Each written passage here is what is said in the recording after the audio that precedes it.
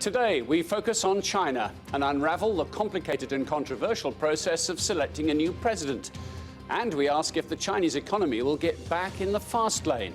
The world is waiting and watching the collateral damage caused by the recent slowdown. I'm Martin Stanford. This is Insight.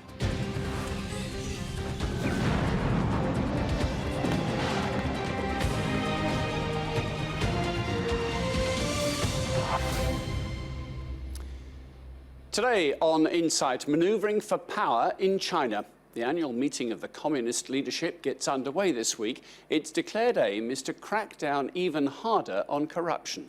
But China watchers believe there is an epic struggle for power going on behind the scenes, and that President Xi Jinping is seeking an unprecedented extension of his presidency beyond 2022. So what do we know about President Xi and his designs for China's future? Tai Genwright reports for Insight. President Xi Jinping has been pressing the flesh of plenty of other leaders, trying to make Beijing more internationally influential. 3 years into his term, some observers say he's trying to extend his own influence. Already they see signs he wants to tighten his grip on power for longer than Chinese tradition allows. There's an unwritten rule that party leaders should retire at the age of 68. The other key question is whether or not Xi Jinping will actually name a successor at the party congress. If he doesn't, people might think that he will try to stay on for a third term. Politicians in China aren't known for revealing themselves, but there is what some would describe as a cult of personality surrounding Xi Jinping. Some would call it pure propaganda. This music video, entitled Our Xi Dada, is one of many that have been created and shared online to celebrate him. No stranger to power, his father was a leader of the Communist Revolution in China. Jinping himself held several positions of provincial leadership before taking China's top job. And no stranger to celebrity. His wife, Pang Lu-yuan, is a hugely popular singer in China. Some would say a bigger star than her husband. Xi Jinping is an old-style politician. He's very good in establishing rapport and also promoting public relations with ordinary Chinese, with farmers and workers. However, he is not very popular amongst Chinese intellectuals who think that he is too conservative.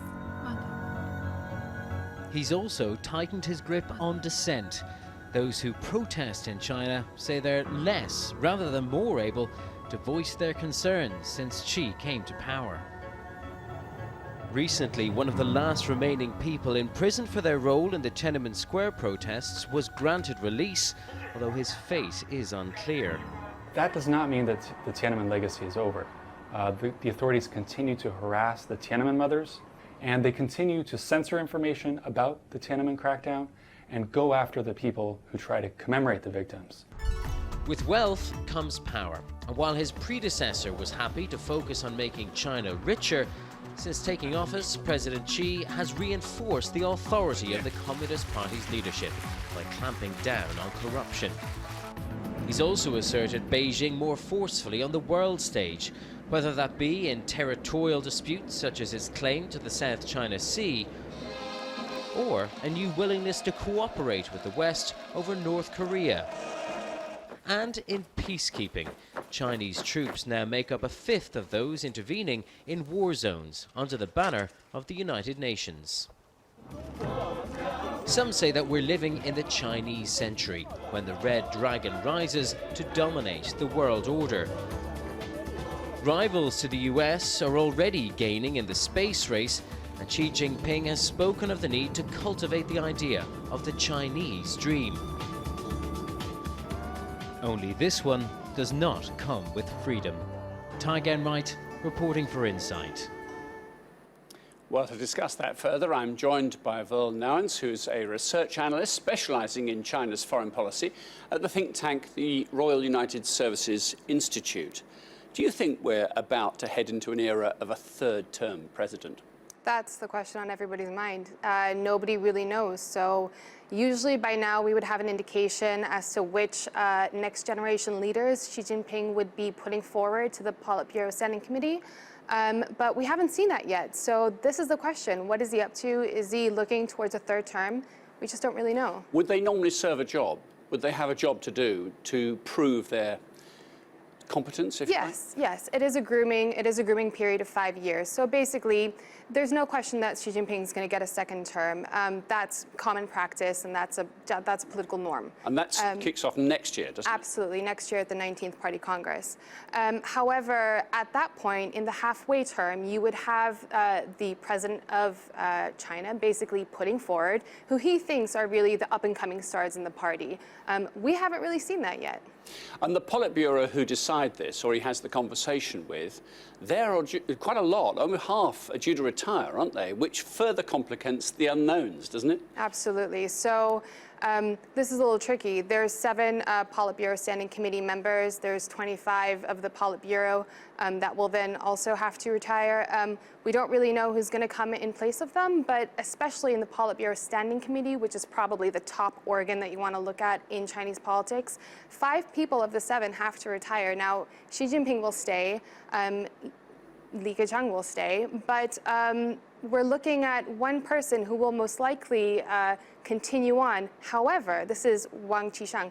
However, he, leading the Disciplinary Inspection Committee, which is in charge of the anti-graft and the anti-corruption campaign, he's of age and he would normally have to retire now. However, there are rumors that Xi Jinping really wants to keep him in power and wants to let him continue. And if he wants to let him continue, he'd have to change the rules. He will. He'll have to change the rules. Which a charismatic or very powerful leader could do? Absolutely. I mean, this is the question. He has already brought changes to the political norms of party life in China.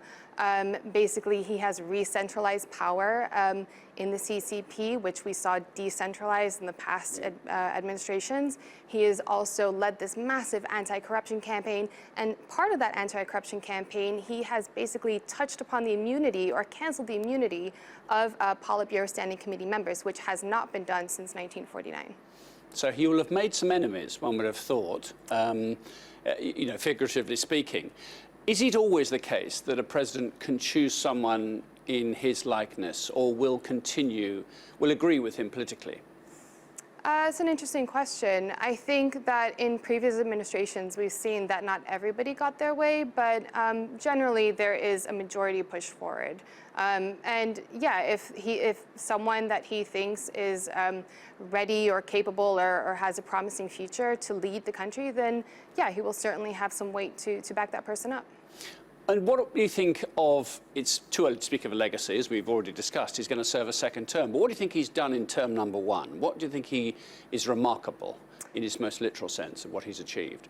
I think he's really pushed forward this idea of the Chinese dream, of the rejuvenation of China in its rightful place in the world. With growing economic power comes also political influence, comes a greater international standing, and he's pushed this forward. And internally in the party, in the country, he has sought to re-legitimize the CCP or to maintain that legitimacy of the CCP as the rightful party and the only party to continue to rule the country. And he's got, I suppose, a look over his shoulder at other world leaders. He understands the way America works. He may be smiling or he may be not about their electoral process and how succession is done there. He may also be glancing over to Russia and seeing how Mr. Putin's done things. Do you think there might be a hint of envy there? No, I don't think that Xi Jinping is looking towards Putin in a form of envy. Only in the sense that he's held on to top jobs for quite a while. I mean, that depends on whether you think he's going to stay longer than a second term. I think a lot of people think that he won't, to be honest. This is someone who I think has a clear vision of what he wants for the country. He may feel that the up-and-coming leaders of China are not yet ready to take on that role, to be groomed just yet. And so we'll have to see. We'll have to see what happens next year. We've seen a number of women world leaders emerge in the rest of the world over the last year. We may be about to see a woman elected president in the United States. Could that happen in China? I think at the moment, the front-running candidates or the up-and-coming stars are predominantly men, I have to say, although you never know. Who knows? It would be nice. There are protocols, aren't there? But nobody seems to understand exactly how the rules exist. I mean, one analogy that's been made, it's a bit like being chairman of the board of a really successful company, if you're president of China. And if you are powerful enough, and I suppose you've got allies around that boardroom table, you can do what the hell you like, can't you? Or are there brakes on a presidential power? Again, that remains to be seen. I think one thing that we've seen is that from the previous administrations, there has been, to some analysts' perspective, there has been a weeding out of perhaps political opposition under the auspices of anti-corruption campaigns, but that's up to your own individual analysis. We shall have to wait and see over the next 12 months, won't we? Well, Nowens, thank you very much indeed. Thank you. This is Insight. Coming up, it's the world's second largest economy, but can China return to its once stellar levels of growth?